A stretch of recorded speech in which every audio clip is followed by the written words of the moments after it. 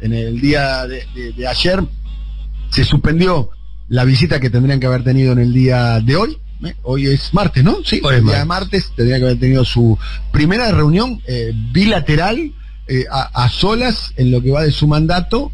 Alberto Fernández, después de todos los gestos que hizo, lamentablemente el virus lo impidió y se suspendió la reunión entre Joe Biden y Alberto Fernández. El pequeño detalle es que no es que le dijo, che, me dan el alta la semana que viene, venite, sino que hasta ahora el nuevo encuentro entre Alberto Fernández y Joe Biden quedó postergado. Lo que no quedó postergado es la visita entre Kristalina Georgieva y Silvina Batakis. Bien, Amado, Rulo, los escucho atentamente. Arrancamos con la información.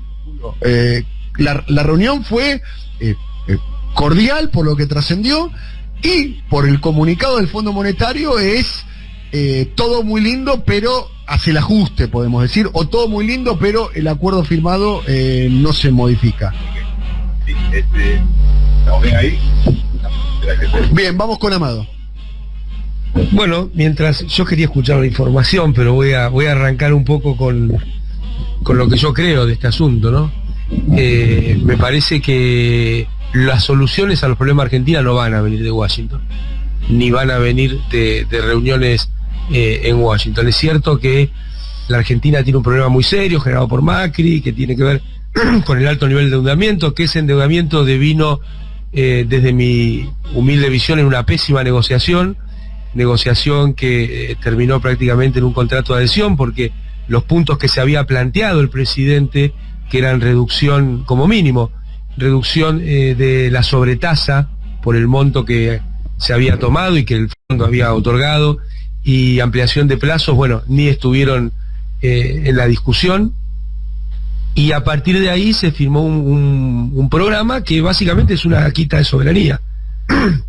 Es un recorte de las facultades del gobierno argentino para llevar adelante su plan de gobierno en lo que tiene que ver con lo monetario, lo fiscal, y sobre todo esto, ¿no? Poner como objetivos centrales las cuestiones que debieran ser instrumentos, la cuestión fiscal, la cuestión monetaria. Entonces, bueno, Silvina Batakis hace su primera visita, presentación, como quiera llamarse, en el Fondo Monetario.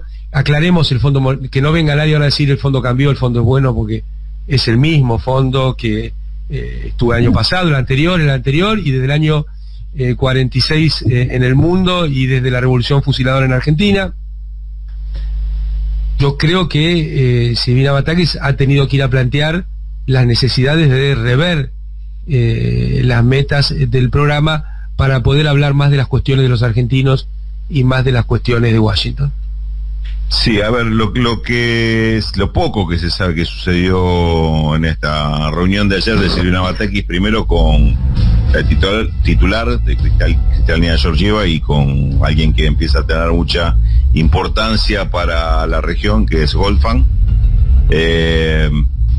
fue claramente ir al planteo de que Argentina va a tener dificultades para cumplir con las metas del fondo, que tiene problemas con el tema de cumplir la meta del déficit fiscal para el segundo semestre, que está viviendo una situación de crisis desde el punto de vista del gobierno argentino, que es superable en términos de falta de divisas. Entonces pide una consideración con respecto a esto. A la par de esto hay un pedido, y también se le pide al Fondo Monetario que incida a favor de Argentina con el tema de un préstamo que ya está otorgado por el Banco Interamericano de Desarrollo, y su actual titular, Claver Carone, está trabándolo, diciendo que Argentina no está en condiciones de recibir. Es insolvente, dijo. Que es insolvente.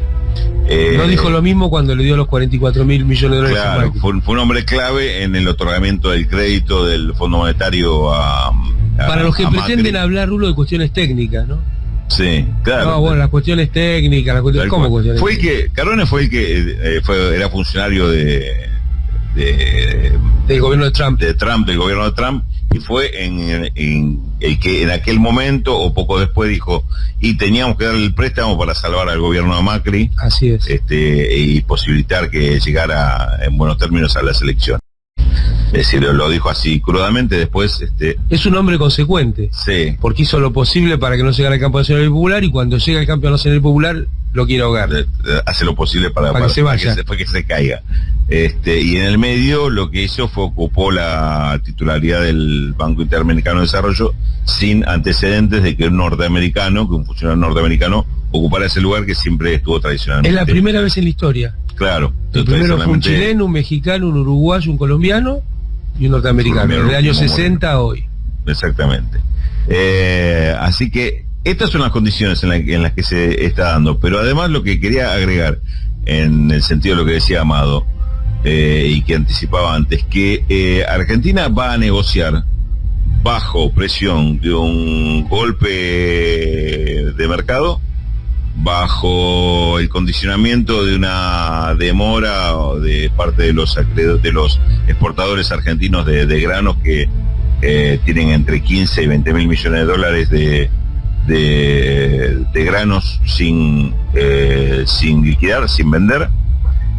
Y la propuesta que se busca es una solución para esto, una respuesta para esto, no para confrontar con estos sectores. Claro. No para vencer este intento de torcerle el brazo al gobierno, de imponerle. En todo caso, lo único que se busca es algún mecanismo que evite simplemente la devaluación. Digamos, es la única, el único factor que estaría jugando a favor de no ceder ante estos sectores, pero a cambio de otras sesiones, que es lo que se está conversando, que no se conoce demasiado, pero digamos, la vía de, entre comillas, solución que se está buscando y de la mano del Fondo Monetario es justamente una vía que resuelva por este lado. Hay dos aspectos que tienen que ver con con el gobierno y la situación en Argentina, que creo que son parte del escenario y son parte importante, aunque todavía no estén todos los elementos. Uno es si la reunión que tuvieron durante el fin de semana Alberto Fernández con la vicepresidenta Cristina Fernández tiene que ver con la postura. ¿Está ok? Bueno, estamos saliendo, retomamos un poco con Rulo, que estaba haciendo un análisis a duet con Amado. Amado, vos que tenés experiencia, ¿cuántas veces fuiste a reuniones del fondo? Y bastante, porque 2009-2010 había muchas reuniones por la crisis. Ya hay 2 reuniones fijas, la de primavera y la de otoño, del hemisferio norte, ¿no? Obviamente, sería al revés aquí. Y después había reuniones casi mensuales en ese momento entre G20, Banco Mundial y Fondo Monetario. ¿Y lo ves al Fondo Monetario teniendo en cuenta que el presidente de la Nación ha calificado, bueno, hemos escuchado a lo largo de toda esta negociación muchos elogios a Cristalina Georgieva? Es más, el presidente llegó a decir, es una bendición que Cristalina Georgieva esté a cargo del Fondo Monetario Internacional. Lo dijo el presidente en un También el presidente anterior dijo que había que enamorarse de Cristina Lagarde. Yo creo que está bien. Bueno, hay un exceso de voluntarismo, tanto que se habla. Confundir a las personas con las instituciones es un error. Y además, es un error bastante, llamémoslo de un punto de vista un poco infantil o adolescente. Bueno, que ha caído el presidente de la Nación. Pero la pregunta es, hoy dependemos de lo que diga el fondo, de alguna manera, y la pregunta, y el fondo puede llegar a tener la sensibilidad de entender que la Argentina está al borde de una maxi devaluación, y que esa maxi devaluación va a arrojar primero probablemente a millones de personas, y lo de millones de personas no lo estoy diciendo como un lugar común, sino realmente a millones de personas a la pobreza extrema o a la pobreza, o sectores medios que van a terminar cayendo en la clase media baja y demás, o sectores comerciales que se van a empobrecer, digamos, o industrias que pueden llegar a cerrar, y generando también una inestabilidad política. El fondo es consciente de que si nos empuja un poquitito más, la Argentina puede entrar en una situación de mucho vértigo desde el punto de vista económico, social e institucional, porque básicamente lo que se respira en el aire es que la Argentina está en una situación muy, pero muy precaria.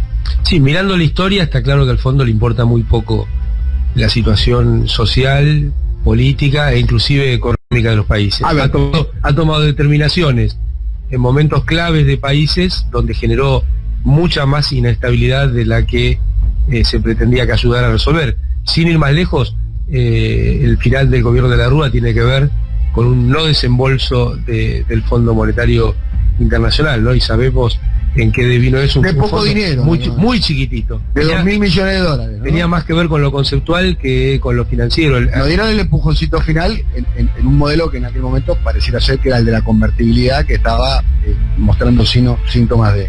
Era aquella teoría, ¿te acordás? De agotamiento, ¿no? Sí, del riesgo moral. Si le prestás a los deudores, bueno, eso te va a producir un contagio global. Dicho sea de paso, cuando los que debían eran los bancos, cambiaron, ¿no? Y dijeron que eran too big to fail, muy grandes para caer. Cuando era Argentina, too big to fail, muy grande para caer, muy grande para... Eso fue en el año 2008, ¿no? 2008, así es. Cuando vimos que en Estados Unidos... El mundo salió a rescatar a los gobiernos, no el mundo, sí. O sea, los contribuyentes, no los ricos, salieron a rescatar a... Estamos hablando del gobierno de Estados Unidos saliendo a poner guita en la General Motors, por ejemplo. A ese nivel, o sea, estatizaron una automotriz. Sí, en el sistema financiero, estatizaron las cooperativas de crédito para la vivienda, Fannie Mae y Freddie Mac. Es decir que todos los animales somos iguales, pero algunos son más iguales que otros, diría George Orwell. ¿Y puede cambiar algo en esta Yo creo que no. Yo creo que no, que va a haber... Porque no hay que olvidarse de qué es el Fondo Monetario Internacional. El Fondo Monetario Internacional no es un organismo ni cooperativo, ni democrático, ni multilateral. Es una de las herramientas de los Estados Unidos para imponer su política global después de haber salido triunfante en la Segunda Guerra Mundial como potencia hegemónica. Y bueno, los brazos estructurales o institucionales que se generaron para eso fueron los acuerdos de Bretton Woods, que el Banco Mundial, el Fondo Monetario, después la aparición de la Organización Mundial de Comercio. En nuestro continente, allá por los 60, se generó el Banco Interamericano de Desarrollo, que recién contaba Rulo, el rol que está teniendo anti-Argentina hoy. Es otro brazo de la Organización de Estados Americanos, la OEA, que ha sido parte del golpe en Bolivia contra Evo Morales hace pocos meses. Entonces, me parece que para mirar con realismo, este es el telón de fondo de lo que se está negociando. Por un lado, la institucionalidad que generó Estados Unidos para dominar el mundo a través del sistema económico, del dólar, a partir de los acuerdos de Bretton Woods. Por otro lado, el intento interno de generar una devaluación a través de corridas financieras y del tipo de cambio. Por otro lado, la suelta de rumores de todo tipo que hablan hasta de la salud del presidente, cosas inverosímiles. La verdad que es impresionante cómo está funcionando esa usina de rumores que tantas veces en Argentina fue el prolegómeno de momentos muy difíciles. Y la frutilla del postre me parece la aparición del bufón Aldo Rico, que no hay que tomarlo en broma, porque yo creo que todas estas cosas están articuladas. No podemos ser tan ingenuos de creer que todo esto pasa suelto. No es que hay un gran hermano dando órdenes, sino que son argumentos que circulan por las clases dominantes, circulan por los factores de poder en la Argentina y van teniendo estas distintas expresiones. Estamos aquí, querido Rulo, para terminar, ¿qué querés aportar? Sí, decía, hay, me parece, dos condiciones que son parte también de la discusión interna, que habría que ver cómo se reflejó en las negociaciones en Washington. Una, si hay apoyo de la vicepresidenta a lo que está proponiendo el gobierno, porque esto es un punto que las propias corporaciones vienen reclamando. Es decir, ¿con quién negociamos? Dicen y reclaman que haya un compromiso del presidente y la vicepresidenta en cualquier planteo que se haga, por ejemplo. Yo ahí, Rulo, creo que hay una gran operación mediática política, sí, para intentar presentar o incluso involucrar en un ajuste la figura de Cristina Fernández de Kirchner, porque todo el mundo sabe que no representa de ninguna manera políticas de ajuste. Sí. Entonces hay un intento muy fuerte por tratar de presentarlo de esa manera. De presentarlo y de hacerlo. Sí, si fuera posible hacerlo, pero creo que claro, pues lo están planteando así. Creo que es imposible o improbable. Claro, pero el planteo es ese. El planteo es, no negocian con Pero no es no negociar para no escuchar la voz del otro, sino simplemente imponer un pliego de condiciones. Para imponer una Porque viste cómo es el diálogo con los factores de poder, hacer lo que ellos quieren. Claro, bueno, el tema... Lo que llaman diálogo. A ver, digamos, hay un punto que grafica bien todo esto, que es el tema de la negociación o no negociación con los exportadores de granos. Lo que plantean es... La perspectiva que tienen ellos, que le están dando todos los consultores, es que va a haber una gran devaluación. Entonces, ¿quién va a exportar? A un valor antes de la devaluación. Entonces dicen, bueno, nos sentamos a negociar. ¿Con quién? Con Alberto Fernández. Alberto Fernández le garantiza que no va a haber una devaluación. ¿Es una garantía creíble? ¿Confiable? Obviamente que no. Es decir, digamos, porque digamos, ¿hay alguna posibilidad que la realidad le pase por encima a Alberto Fernández y lo haga cambiar de opinión? ¿Qué les dice a ustedes la historia? Bueno, a ellos también. Entonces, lo que exigen de decir, como principio, es el planteo que le están haciendo, que haya el acuerdo de Cristina. Por lo menos que no sea Cristina y el que le haga cambiar la posición. Entonces, y a partir de ahí, inclusive dicen, bueno, a partir de ahí, agregaríamos algunas otras condiciones, que nos dicen cuáles son, para que esto garantice que en un horizonte o un sendero de 4 a 6 meses no va a haber grandes cambios, que le haga arrepentir de haber ahora liquidado los granos que tienen para exportar. Creo que hasta ahí nosotros hemos hecho un análisis del dificilísimo escenario sobre el cual hay que tomar decisiones. Quiero creer que va a volver Silvina Batakis, va a decir aumento de suma fija de 40.000 pesos para todas y no va a pasar todos. eso, no va a pasar. Bueno, déjame a mí que me guarde. No va a haber devaluación y de aquí en adelante a seguir recomponiendo la Argentina. Y le expropiamos todos los granos a lo que tiene. Ya eso no corre por mi cuenta. Me parece que, mi impresión con esto, se fue a buscar un acuerdo con el fondo. No se fue a decirle al fondo que vamos a patear el tablero. No, sería lógico. Con lo cual cualquier acuerdo que venga me parece que no va a ser favorable, no va a ser para alegrarse. Sí puede ser un alivio para los mercados, puede ser que esto aquiete toda esta tensión que hay, sí, o decir, cuanto más favorable sea para ellos el acuerdo, obviamente otra vez calmar a los mercados. Mayor será el alivio y el logro de calmar a los mercados. Cuestión, como decíamos al inicio del programa, lo decimos ahora, está absolutamente naturalizado, como que el agua moja y la rueda, es que las decisiones económicas más gravitantes de la Argentina se toman fuera del territorio nacional. Fuera del territorio nacional. O sea, tenemos naturalizado a esa cosa que nos horrorizaba con Bueno, Macri, siempre soy no. Bueno, nosotros, yo particularmente, hace 2 años y medio que venimos. En el programa de radio dijimos que el acuerdo con los privados fue un desastre, ¿entendés? Porque de hecho no trajo nada bueno. Vos dijiste acá, Amado, con mucho más autoridad que yo, que no conozco de economía, es que el acuerdo con los acreedores del privado era el segundo semestre de Macri. Vos lo dijiste, el gobierno piensa que arregla con los acreedores privados y después pasa algo. Al otro día no pasó nada. Y si pasó, lo mismo con el tema del acuerdo con el Fondo Monetario Internacional. Se dijo, hay que firmar con el Fondo Monetario porque si no viene el desastre. Se firmó con el fondo y vino el desastre. Hay que firmar con el acuerdo con el fondo porque si no el dólar termina a 300. Se firmó con el fondo y el dólar está alto. 300. Lo cual demuestra, y después tenemos naturalizado que Batakis, que es, la verdad que para mí, yo insisto sobre el tema, para mí es un gesto patriótico el de Batakis, vaya como le vaya, básicamente por asumir el control de la economía, o lo que queda del control de la economía en estas circunstancias, en un gesto muy importante el de Batakis, pero Batakis no sé si decide mucho, ¿no? Está claro. Además uno hubiera esperado un acompañamiento de un cambio más estructural para poder tomar decisiones. Bueno, que es un poco el telón de fondo. A ver, ¿qué es lo que se transmite de alguna manera en el gobierno? Que el presidente posterga las decisiones, para decirlo de un modo muy elegante y muy respetuoso por la investidura presidencial, posterga las decisiones. Evidentemente, el quilombo de la economía argentina no se resolvía sacando a Guzmán y poniendo a Batakis. Claramente. Ya vivimos lo de Feletti, ¿no?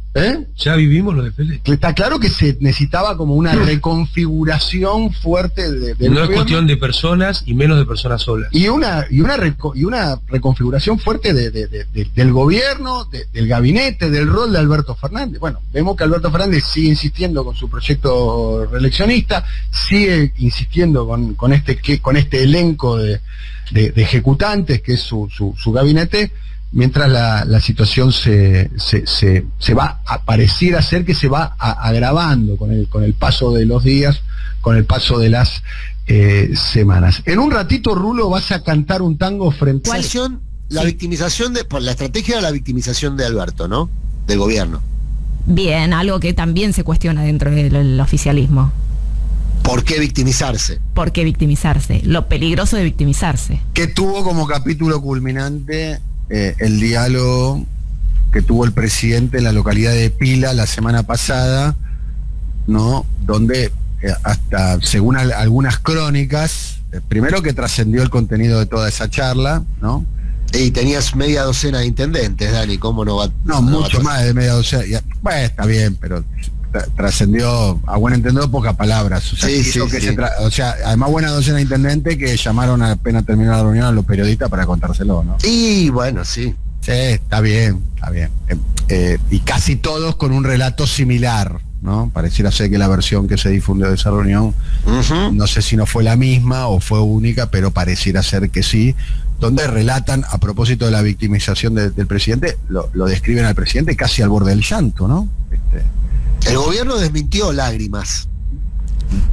Bueno, por lo menos yo leí una crónica de ojos enrojecidos. Sí, igual es raro salir a desmentir que el presidente lloró. Yo no desmentiría nada, perdonen, no le daría entidad al tema, pues si vos lo salís a desmentir, le das entidad.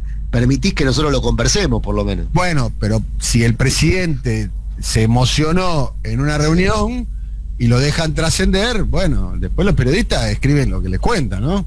No, por eso me llamó la atención la desmentida más que la narración. Pero perdón, te interrumpí por una pavada. No, entonces, básicamente digo, para seguir en la misma línea de victimización. De victimizarse a Alberto Fernández, algo de alguna manera que formó parte de todo su gobierno, ¿no? De toda la comunicación de Alberto Fernández, algo que nosotros hemos calificado como el hombre araña, ¿no? Ahora, pero ¿sabes por qué le pregunto? El hombre araña, déjame explicarlo porque el público se renueva, Adrián. El hombre araña, sabemos que es uno de los superhéroes, pero que no quiere ser superhéroe, ¿no? Que lo picó una araña y le dio un poder que él no quiere controlar. De hecho, a Peter Parker eso le trae serios problemas. No se trata como el resto de los superhéroes que de alguna manera eligieron serlo. Bueno, en el caso del presidente pareciera ser que no eligió ser presidente, que un poco que lo pusieron ahí y no sabe qué hacer con ese poder que tiene y lo padece,